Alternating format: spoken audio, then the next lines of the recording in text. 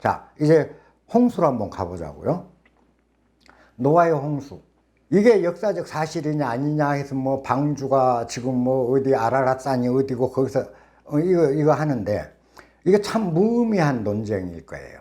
그 사실이냐 아니냐. 역사적 사실이면 어떻고 아니면 어떻습니까? 그 사실이라고 밝혀진다 해서 내 삶이 확 바뀌나요? 또 그게 가공의 이야기라 해서 내 삶이 확 또 뒤집어지나? 그건 아니거든요. 그 사실이냐 아니냐가 아니고 그 신화가 가르친, 우리에게 가르치는 것, 그걸 내가 어떻게 옳게 받아들여서 나를 고쳐나가느냐 하는 게 요점이 돼야 돼요. 성경을 읽을 때 참 그런 점에 많은 신경을 써야 돼요. 노아의 대홍수는 대략 지금 뭐 역사적으로 6,000년 전, 5,000년 전 뭐 이렇게 얘기를 해요. 근데 역사적 사실로 거의 확인이 되고 있어요. 이게 자, 중국의 황하 문명을 보면 황하가 범람했던 시절이 있습니다. 완전히 물바다가 된 적이 있어요. 대홍수가 일어나요. 그게 뭐냐? 순임금 때야. 근데 순임금 때 황하가 넘치는데 넘치는 정도가 아니고 거의 중국 전체가 다 물에 잠겨버립니다. 그래서 그 이후로 홍수에 대한 중국인들의 경각심이 무지하게 커지게 되죠. 엄청난 피해를 입었으니까. 그래서 우한테 홍수를 다스리게 하고 제방을 쌓게 하고 엄청난 대공사를 해내요. 그게 중국에 대홍수가 있었는데 성경처럼 공교롭게 그 시기가 약 6,000년 전이더라. 이게 공통점이 있어요. 그 다음에 남미 그 민족들의 신화, 토인들의 신화를 봐도 마야 신화, 그죠? 이런 데 보면 마야 문명도 홍수 이야기가 나와요. 그리고 아프리카에도 홍수 이야기가 나와요. 로마 신화에도 홍수 이야기는 나옵니다. 그러면 전 세계가 약 6,000년 전에 홍수 이야기를 하고 있어. 그렇다면 이거는 인류가 경험한 사실이라는 거죠. 그러므로 이 홍수인데 이게 하나님이 일으켰냐 아니냐 이런 논쟁인 거죠. 신앙을 하신 분은 하나님이 하셨다 그대로 믿으셔도 돼요. 근데 신앙이 아닌 사람은 거짓말, 이건 우매한 거죠. 자, 이 홍수는 그 인류에게 있었던 과거 역사적인 그 사실, 홍수라는 요걸 이용해서 이 홍수 전설을 이용해서 우리를 다시 한 번 더 깨우침으로 이끌기 위해서 만들어진 각색된 신화다. 이렇게 한번 시각을 보실 필요가 있어요.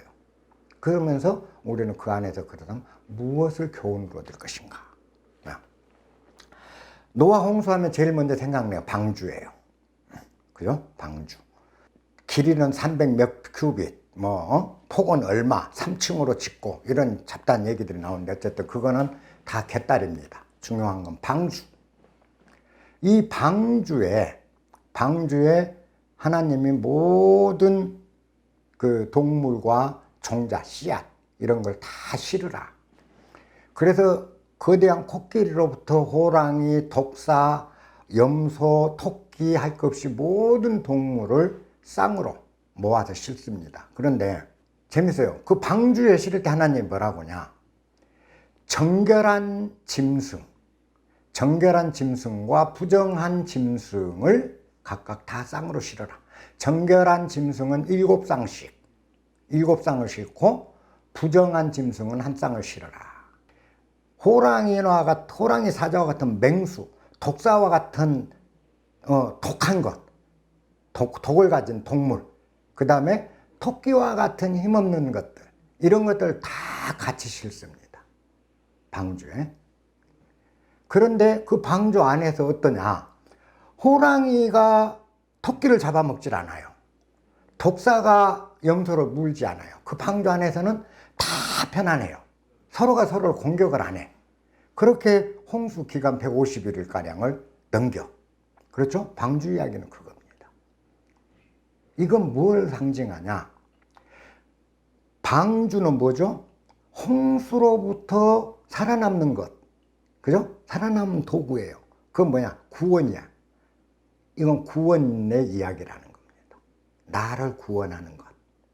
그러면 내가 나를 구원하기 위해서 내 방주는 어디 있어요? 나 자신이 방주인 거예요. 내가 방주야.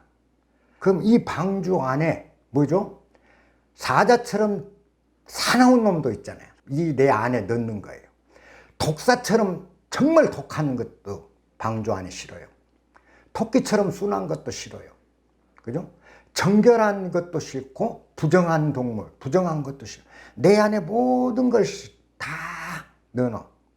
담겨 있잖아요. 이미 있어. 그러면 내 몸은 방주야. 이미 방주인 거예요. 그러면 뭐냐? 우리는 독한 것이 나쁘다고 생각하니까 독한 거는 제거하려고 그래요. 없애야 될 존재로. 또 순하고 선량한 건 좋은 것으로 보니까 이것은 추구하려고 그러는데.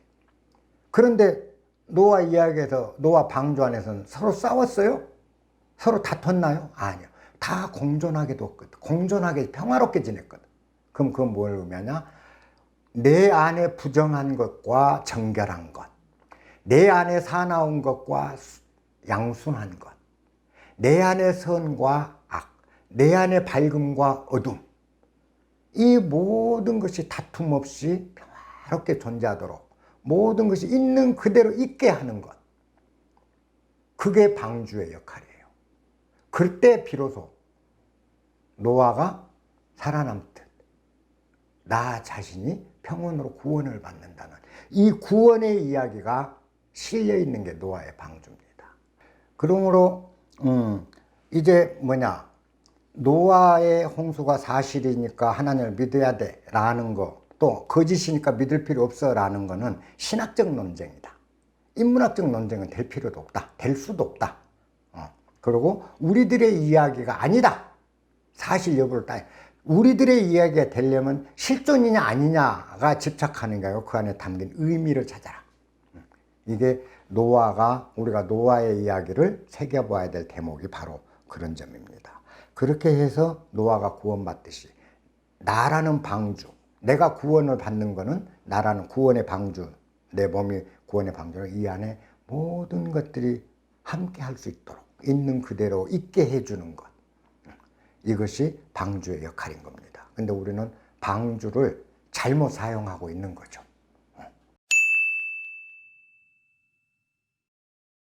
자, 그러면은 이 방주에 모든 것이 있는 그대로 있게 해주는 것, 이게 구원이라고 얘기를 했어요. 그 다음 이야기를 한번 보십시다. 그게 맞는지 틀린지. 이제 노아가 홍수가 끝났어. 홍수가 끝났는데 노아가 처음 포도농사를 짓잖아요. 포도농사를 지어서 첫 포도주를 만든 거야. 그래서 포도주를 탁 먹고 맛있거든. 잔뜩 먹은 거야. 하여튼 마셔서 포도주를 마시고 취해서 잠이 들었는데 빨개 옷을 다 벗어버리고 잠이 들었어. 방에서. 근데 그 이야기가 이어져. 그랬더니 노아의 자식들 중에서 큰아들이 셈, 둘째 아들이 햄, 셋째가 야벳. 이 삼형제인데 함이 방에를 들어가 보니까 아버지가 빨개 벗고 있는 거야. 그러니까 그게 부끄러워가지고 빨개 벗고 있는 아버지 모습이 보기 싫은 거야. 그래서 밖으로 싹 나와서 두 형제한테 이야기를 해요. 아버지 빨개 벗었다고. 그랬더니 이제 셈과 야벳이 큰아들과 셋째가 두루마기를 하나 그 포장을 둘이 들고 뒷걸음질로 들어가. 뒷걸음질 살금 들어가서 아버지의 벗은 몸 아래 하체를 가려주었더라 라는 대목이 이어져요. 그랬더니 참 재미있는 게 노아가 이제 술에서 깨어나서 일어나자 첫 소리가 한 소리가 뭐냐, 자기 벗은 것을 보고 나가서 형제들한테 험담하고 흉을 본 함. 그 함의 아들이 가나안인가 그렇거든. 근데 그 함한테 너희 자손들은 다 앞으로 종이 될 거다. 저주를 내려, 저주를. 그리고 셈과 야벳, 그래서 그 함의 자손들은 셈의 큰아들 셈의 종이 될 것이다. 그리고 셈한테는 셈하고 야벳은 번성하고 무성하다. 그리고 너는 함의 자손들을 다 지배해라. 이렇게 축복을 해줘. 두 아들한테. 자, 이 이야기가 나오거든요. 그걸 한번 보세요. 아버지가 빨개벗었다. 그랬더니 빨개벗은 모습을 부끄러워하고 안 좋게 생각하는 아들한테 겁나 그 저주를 내리고 그 모습을 그대로 받아들이면서 뒤로 돌아와서 딱 그 포장을 둘러준 자식들한테 축복을 해줬다. 이게 어찌 보면 자식의 효로 문제인 것 같은데 그렇지 않아요. 이게 뭐냐? 발가벗음이란 건 감추지 않고 모든 것을 내보인다라는 뜻입니다. 그래서 내 안에 아까 방주 안에 든 정결한 것과 부정것, 선, 악, 사나움과 선량함 뭐 이런 모든 것들, 이것들이 있는 그대로를 내보이는 삶, 있는 그대로 인정하고 승인하고 받아들일 수 있는 것, 이게 사실은 가리지 않는 거잖아요. 내가 악한 모습은 안 보이게, 남한테 안 보이게 딱 가리는 건 뭐죠? 옷을 입는 거고, 그 있는 그대로 악한 모습마저도 다 내보이는 거는 정직하게 내보이는 거란 말이지. 다. 그래서 이게 발개벗는 게 그걸 상징해요. 있는 그대로의 모습. 근데 이거를 있는 그대로의 모습이 안 좋다라고 생각하는 건 뭐죠? 잘못된 거라는 거예요. 왜? 가리는 게 좋다. 자꾸 숨기는 게 좋다고 생각하는 이거 거짓말이고 허위의식에 가도, 그리고 진실과는 거리가 먼 삶이라는 거죠. 그래서 이 저주를 내렸다는 뜻은 뭐냐? 벌거벗지 못하는, 내가 있는 그대로를 다 내보이지 못하고 늘 감추고 과장하고 해가지고 이 실체를 안쪽에다 딱 넣어놓고 다 가려서 나이 못 보게 만드는 행위는 결국은 자기 삶을 파괴한다. 저주받은 삶으로 전락된다라는 걸로 이어져요. 그게 뭐냐? 방주 안에 있는 것들이 있는 그대로 있게 하는 것. 이게 방주의 의미라면, 노아의 빨개벗은 뭐냐? 내 안에 있는 그것을 있는 그대로 노출시키면서 살아라. 감추려고 하지 마라. 그거 숨기려 하지 마라. 핑계대려 하지 마라. 있는 그대로. 내가 잘못했으면 잘못한 걸 드러나게 해야 된다. 자, 가인한테 하나님이 꾸짖을 때가 있었죠. 가인 편에서 보면 가인이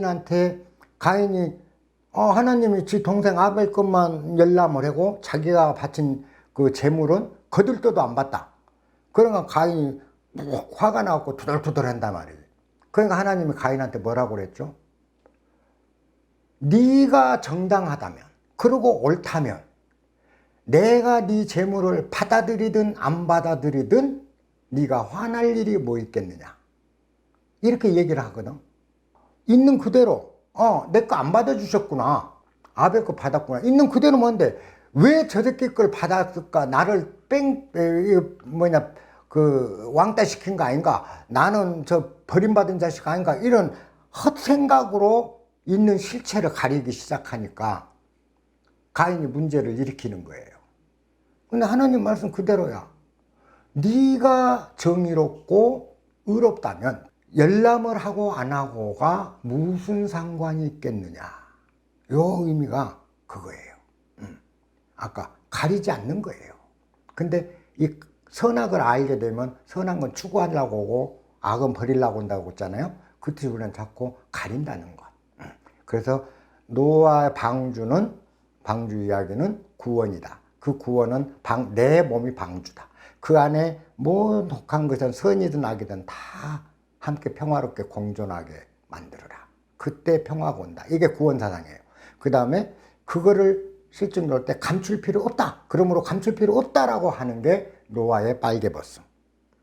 이렇게 이 방주 이야기를 한번 정리를 할 수가 있을 겁니다. 자, 그 다음에는 이제 뭐냐? 이제는 노아의 자손들이 누가 누굴 낳고 이게 계속 이제 의미가 없는 거예요. 족보 얘기야. 그러다가 갑자기 이제 성경이 바뀌면서 아주 짧은, 뜬금없는 짧은 대목이 그 삽입이 돼요. 그게 뭐냐? 갑자기 바벨탑으로 넘어가. 하나님 자손 이야기가 아닌 바벨탑이야. 근데 바벨탑을 쌓기 시작하는 거예요. 바벨탑은 사실인즉 역사적으로는 바빌로니아 제국이 성립되면서 유대 민족을 다 그 식민지로 복속을 시킵니다. 그리고 유대인들 중에 지독자급에 있는 사람들을 다 바빌론으로 이주시켜요. 이제 그 시기에 관한 건데, 이게 바벨탑 이야기는 뭐라고 나오냐? 바벨탑 이야기는 땅 위의 사람들이 전부 모여갖고 하늘에 닿도록 탑을 쌓자. 탑을 쌓자. 그러면서 이제 그 탑 쌓는 이야기가 나와요. 탑 쌓는 이야기가 나오는데 뭐라고 나온가 한번 이제 이 대목을 읽어 봅시다. 자, 바벨탑 이야기요. 한번 읽어 드리겠습니다. 온 땅의 구음이 하나요, 언어가 하나였더라. 이에 그들이 동방으로 옮기다가 신할 평지를 만나 거기 거하고 서로 말하되, 자, 벽돌을 만들어 견고히 굽자 하고, 이에 벽돌로 돌을 대신하여 역청으로 진흙을 대신하며 또 말하기를, 성과 대를 쌓아 꼭대기를 하늘에 닿게 하자. 꼭대기를 하늘에 닿게 하자.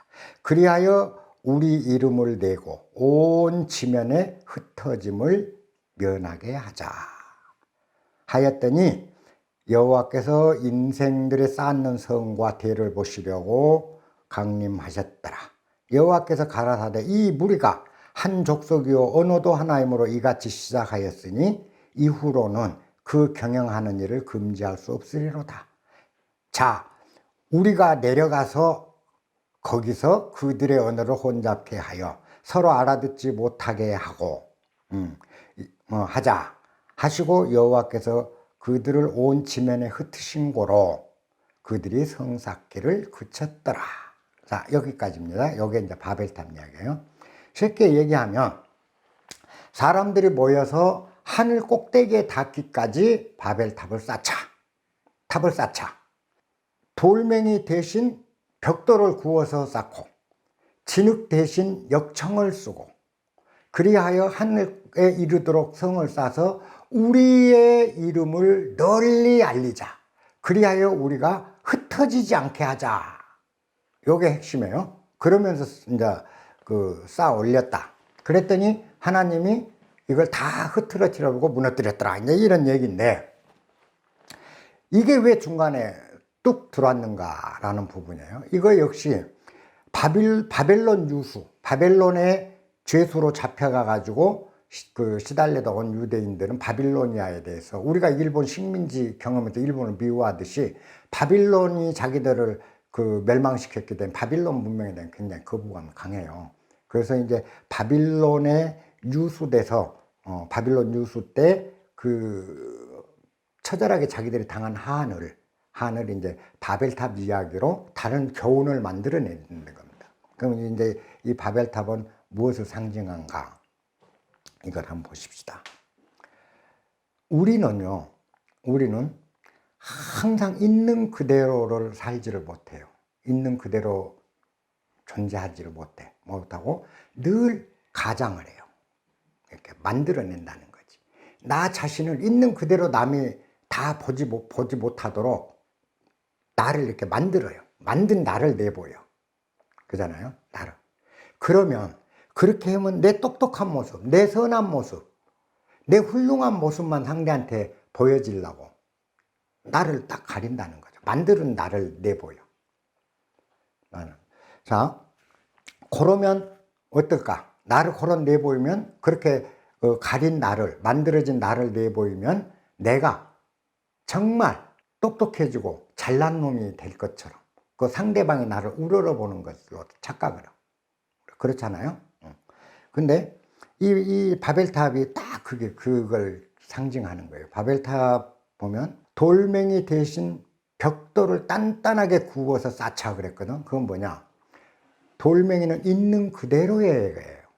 근데 벽돌은 뭐죠? 내가 반듯하게 가공된 나예요. 돌멩이처럼 울퉁불퉁한 나, 그런 나를 버리고 딱 주격화된 나를 내보이는 벽돌로 쌓는 거예요. 그 다음에 진흙은 자연물이에요. 있는 그대로. 진흙 대신 역청을 쓰는 거예요. 인공적인 거죠, 다. 그 만들어진 걸 쓴다는 거죠. 그건 뭐냐? 나를 만드는 거야. 나를 자꾸 만들어서 저 높은 곳, 잘난 곳까지 가려고 그래. 우리가. 저 자기가 취하는 높은 곳에 다 하려고 그래요.